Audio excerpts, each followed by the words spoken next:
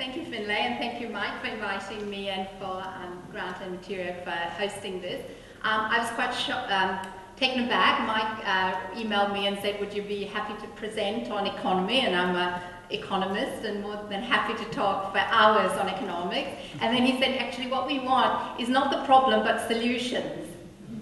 I said, I'm an academic economist. I can't give you solutions. And moreover, my solution might, on the one hand, work, on the other hand, might not work. And actually, on the third hand, it might do nothing. So I come to you freshly shorn as a lamb to the slaughter, because what I've been asked to do, I have done. I have put my money where my mouth is, and I'm actually advocating a solution. And of course, I couldn't do it without some caveats. So the caveat is a very small idea for a slightly more productive economy. So we know the problem, and so the problem has been well... actually, I'll just take this off so I can walk around. Okay, there's a problem here. New Zealanders work more hours than our Australian counterparts, so the lines above the zero curve is that we're doing more of it. So as you can see, New Zealanders work more hours per capita than our fellow Australians because they're sunning themselves on the Coogee every Monday morning with their bosses. But we also earn less. We earn less per hour. So the hours we work, we earn a lot less per hour. So we are less productive. That's our bottom line. So we know the problem. Thanks, Bernard. So what's the solution? My what's the solution is an 11-point font because I'm very tentative. So the solution that we often are heard is that workers have too little capital to work with. So the solution that we hear from commentators up and down the country is we need to increase our capital to labour ratio and we need to save. And that's true. The capital per worker in New Zealand is very low. So there's Australia and there's New Zealand. So that's our capital to worker ratio. So basically we're unproductive because we don't give enough capital for our workers to work with. And if you plot that on the graph, guess when that number really started to dive? Yes, Employment Contract Act actually. You can see it happening in the data. You can see the Employment Contract Act going in. And I was in Australia at the time, and I can remember, you know, the thing that struck me about New Zealand at that time is in Australia, when you went in to pump petrol, there were all those self-pay pumps because they couldn't afford to buy now workers to pump your petrol anymore, and they'd all gone to self-pay pumps. You came to New Zealand and there was someone to pump your petrol, someone to wash your windscreen, and someone to take your money. That's the difference between a low-wage, low-capital economy and a high-wage, high-capital economy. They moved on self-funding pumps much faster than we did because we could afford to have workers to do what capital was doing in Australia. So that's what happens. But what can government do about it? Because choice of capital is my... I'm sorry, go back up, please, Bernard. I think this needs a battery change, maybe. Can you go back up? Okay, cool. Can you just tell me whether it does need batteries, doesn't it? Yeah, that's what I've been pressing. Okay, sorry. All right. Okay, maybe I'm not pressing it. So maybe leave it. Thank you. So choice of capital is made by managers. There's really nothing we can do about it. What can government do? Well, one thing we can do is remove the capital gains loophole. We really shouldn't call it a capital gains tax. It's really removing a loophole that exists in our tax base. So one thing you could do is remove the loophole we have, and I know that some of the parties here have suggested doing that. So that's one thing you can do, but there's really not much more you can do because our choice of capital in a firm is a choice of a manager. The other problem that people up and down the country talk about is that we have too much reliance on commodities, that we export too much agriculture and food and not enough smart economic products. So the mantra is we need to diversify, we need to back winners, we need another knowledge wave. One of the subheadings of my paper is, please, not another knowledge wave. And yes, it's true that merchandise, so this is our broad merchandising exports by broad categories. I've compared New Zealand,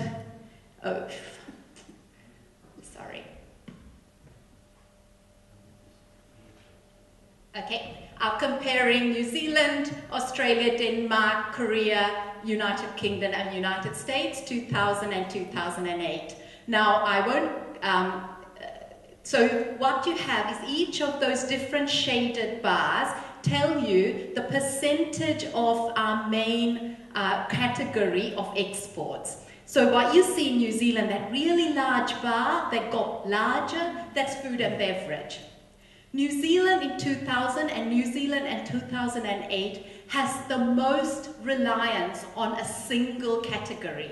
It has the lowest concentration or the highest reliance. There is no other country there that has almost 50% of its exports from one single category. So New Zealand had the largest category exposure in our exports. The other thing, New Zealand is the only country whose food and beverage export exposure has increased over that time. So it is true that New Zealand has got a particularly skewed export sector. Partly we're a small country, so law of large numbers isn't going to apply to us. So US is always going to, and is in fact the most evenly spread in terms of the sectors they export. So it's true that we do have a problem with our manufacturing, our export categories. But choice of industry is made by our individuals and firms. Firms and farmers decide to stay in dairy. Firms decide to buy forests, cut them down and export them as raw timber. What can government do about it? Now, I know that some of the other speakers talked about industry policy backing winners. Personally, and this is very personal after 20 years in the economic sector in New Zealand, starting at Treasury and so on, I'm very wary of industry backing winners because I think if it can be done well, it's brilliant. In New Zealand, our public servants get captured by industries, and I see that happening all the time. So I actually think that we have to admit that New Zealand is a small country. It has its strengths, which is that we can move very fast on policy. It has its weakness, is that everyone's a cousin of everyone else. So in a cousin-based economy, it's really hard to run good industry-based policy. So my proposal is Management for Dummies, a training program for medium-sized businesses. How am I doing for time? So managers make smart, if you make managers smarter, they make smarter choices. So how are our managers doing? So this little proposal comes out of a really exciting line of research that a group of Stanford economists are engaged in. This is one of the most, personally, one of the most exciting pieces of work I've read in the last few years. So they've got a whole series of papers starting in 2007. And what their thesis is that management matters, that the way countries they go and measure a whole set of management skills of manufacturing firms. Very soft skills, do you have good processes for checking the quality of your manufacturing output? Do you have HR systems? So very simple, soft kind of ideas, not going and measuring machinery, just measuring organizational processes. They did this across a whole range of countries and small, medium and large-sized firms. And they found the most amazing correlation. Whatever country they were in US, UK, in China, Japan, in France, Sweden, Denmark, in every country they went to, they found the most amazing correlation between the assessed management practice, which is on the horizontal axis, and labor productivity. And I mean, this is, you can see in the paper where the citation is, and go back to it if you want. But to me, that's really striking. So what they find is across the most diverse range of firms, across the most diverse range of countries, firms that have good management practices and processes are higher in their productivity. And so how do New Zealanders do on this? And so their conclusion is this: forget about getting people to increase their capital. How am I doing on time? Okay, all right, forget about how New Zealanders, how people, investing in capital. A 1 point increase in management score is equivalent to increasing the amount of machinery in that firm by 65%. That's pretty amazing. So how does management scores in New Zealand do? So unluckily, MED went and did a similar survey in New Zealand, because our firms are so small, they had to do small to medium to small size firms, really, because most of what we call medium-sized firms in New Zealand are small firms in the rest of the world. We have very few large firms in New Zealand. On average, we did all right, but we were completely and utterly hopeless at managing people. So let's look at one of the dimensions, addressing poor performance, where the best practice is that poor performance are moved to less critical roles or moved out. Poor performance are worst practice, poor performance are rarely removed from their position. Worst out of 16 countries. Retaining high performers. Managers do whatever it takes to retain top talent. Worst practice, managers do little to try and keep the top talent. New Zealand, 14 out of 16 countries. Promoting high performers, where top performers are actively identified, developed, and promoted. When was the last time you saw that happening in your workplace?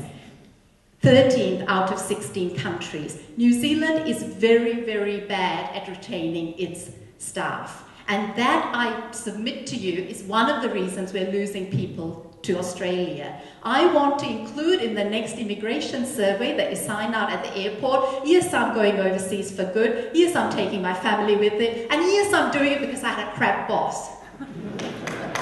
New Zealand's performance management is significantly worse than Australian. So what's the answer? So one of the things that is not the answer is market liberalization. Now, I don't want to say it's not the answer for every country, and I feel that the so-called left sometimes gets into this idea that market liberalization doesn't work. Market liberalization will work for some countries. It will not work for New Zealand in the current point in time. So what I've done is I've plotted management scores across different countries on the horizontal axis, and ease of doing business, which is a World Bank survey of how easy it is to do business, which is partially, how easy it is to hire and sack workers, how easy it is to regulatory barriers. New Zealand, of these countries in this survey, New Zealand is the lowest in that rank, in the sense that it's the easiest place to do business, and yet its people management score is terrible. So if you're China or India or Greece, which is the top left of this line, sure, market liberalization might be the right answer for you, but not if you're New Zealand. Where are we going with market liberalization? If we're going to go down below that graph, and yet I doubt we'll get any management improvement.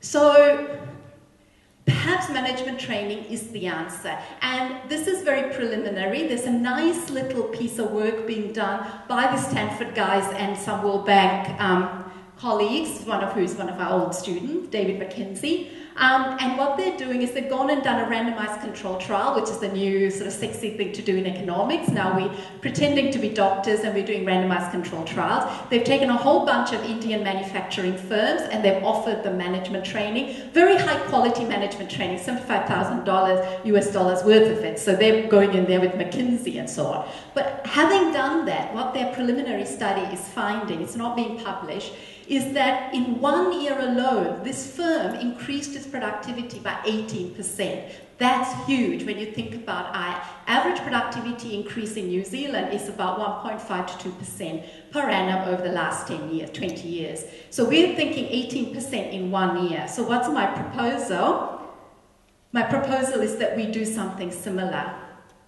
So my proposal is we target New Zealand firms employing 10 10 to 50 employees. Given the smallness and the cousin economy we live in, that's only 30,000 firms. It's laughable. That's how many firms we have in New Zealand which employ 10 to 50 employees. That I got out of the MED Business Demographics Survey. Firm management training is given tax credit. So my argument is that the R&D type ideas that we've been talking about, that we need to put into R&D, actually research and development and management are just as important.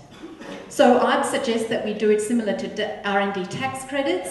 So being an economist, I had to do a cost-benefit analysis of it, and I did it on the back of an envelope in the plane.